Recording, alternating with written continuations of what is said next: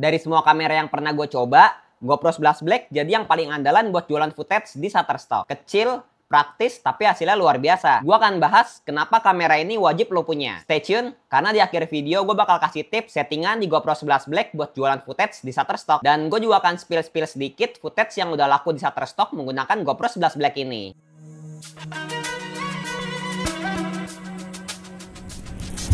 Jadi gini, selama ini gue udah nyobain berbagai kamera buat jualan footage di Shutterstock. Dari HP, mirrorless, sampai GoPro.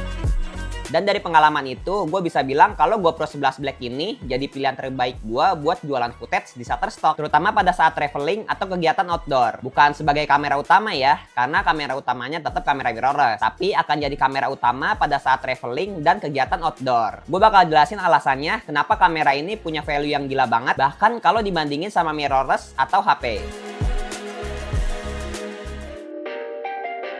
Perfect. Pertama, GoPro itu kecil banget, muat di kantong, nggak bikin pegel waktu dibawa-bawa. Kalau dibandingin sama mirrorless yang berat plus lensanya, GoPro itu kayak mainan aja. Buat footage outdoor atau traveling, lo nggak perlu ribet bawa tas besar. Tinggal rekam di mana aja dan kapan aja tanpa perlu jadi perhatian orang. Selanjutnya dari segi kualitas, GoPro 11 Black ini punya sensor lebih besar dibanding HP dan seri-seri GoPro sebelumnya. Artinya, kualitas gambar lebih tajam, terutama kalau lo syuting dalam 5K resolution sampai 60 fps. Cocok banget buat kebutuhan footage di Shutterstock yang selalu butuh kualitas tinggi. Terus ada mode 10-bit colornya juga. Buat yang nggak ngerti nih, intinya warna footage lo bakal lebih hidup, lebih detail, dan nggak gampang patah warnanya waktu diedit. Nah, Shutterstock suka banget nih sama footage kayak gini. Selain itu, GoPro 11 Black ini punya fitur time lapse. Lo bisa berkreasi dengan bikin footage hyperlapse yang smooth banget, tanpa ribet setting kayak di kamera mirrorless. Dan satu lagi yang paling gue suka dari GoPro 11 Black ini, dia bisa nangkap lebih banyak bidang vertikal berkat opsi aspek rasio 8:7.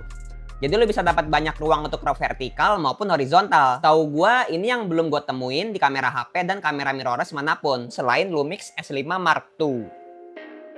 Gue cukup kecewa sama Sony sih yang jadi kamera utama gue. Padahal fitur ini ngebantu banget di zaman sekarang yang butuh format vertikal dan horizontal. Selanjutnya dari sistem stabilisasinya Hypersmooth 5.0 bikin footage tetap stabil walaupun lo lagi jalan, naik motor, atau bahkan lari. Nah kalau mirrorless butuh gimbal tambahan. HP stabil sih, tapi kalau mau yang sestabil GoPro perlu yang seri flagship di harga 10 jutaan ke atas. Dari durability-nya GoPro 11 Black ini udah pasti tahan banting karena emang didesain sebagai kamera aksi. Lo nggak usah takut kalau kena debu, air, atau jatuh. Kalau HP lo kena air atau mirrorless lo kebanting, itu kan nyesek banget. GoPro udah waterproof tanpa casing. Mau bikin video underwater di laut juga aman.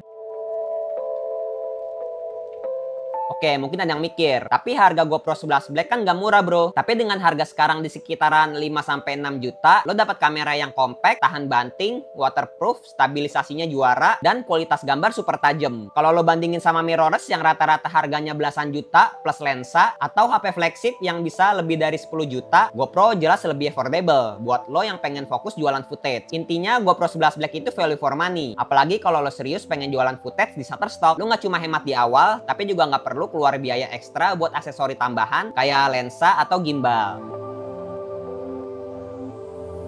Tapi ya nggak ada kamera yang sempurna. GoPro ini kurang oke kalau kondisinya itu low light. Kalau lo sering ambil footage di kondisi gelap, hasilnya bakal ada noise. Jadi lebih cocok buat outdoor atau tempat dengan pencahayaan bagus. Tapi menurut gue itu masih worth it, karena lo nggak bakal sering-sering rekam di kondisi gelap kan. Terus baterainya juga agak boros kalau lo pakai untuk rekam panjang. Tapi ini masih bisa diatasi dengan bawa baterai cadangan. Dan kekurangan yang terakhir ada di lensanya. Dia cuma bisa ambil wide angle, nggak kayak mirrorless yang bisa ganti-ganti lensa. Makanya kamera ini lebih cocok untuk traveling buat dapetin footage landscape dan kegiatan outdoor lainnya.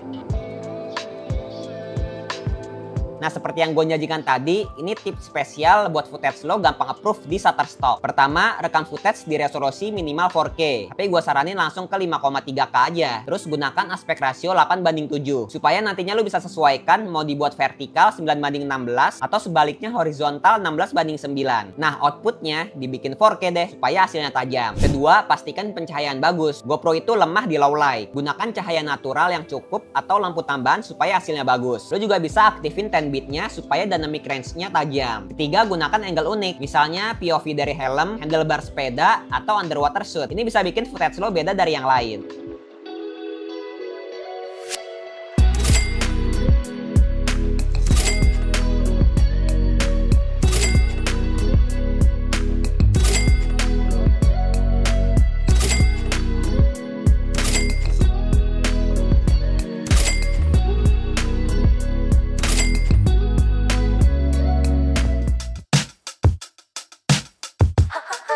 Intinya kamera terbaik itu yang sesuai kebutuhan lo. Tapi kalau lo cari kamera yang ringan, praktis dengan kualitas tajam buat footage Shutterstock, GoPro 11 Black jawabannya. Kekurangannya ada, tapi sebanding banget sama fleksibilitas yang ditawarin. Gimana menurut lo? Kalau lo ada pengalaman pakai GoPro atau pertanyaan, komen di bawah ya. Jangan lupa like, subscribe, dan share ke teman-teman lo yang lagi galau milih gear buat jualan footage. Gue Egar, sampai ketemu di video selanjutnya.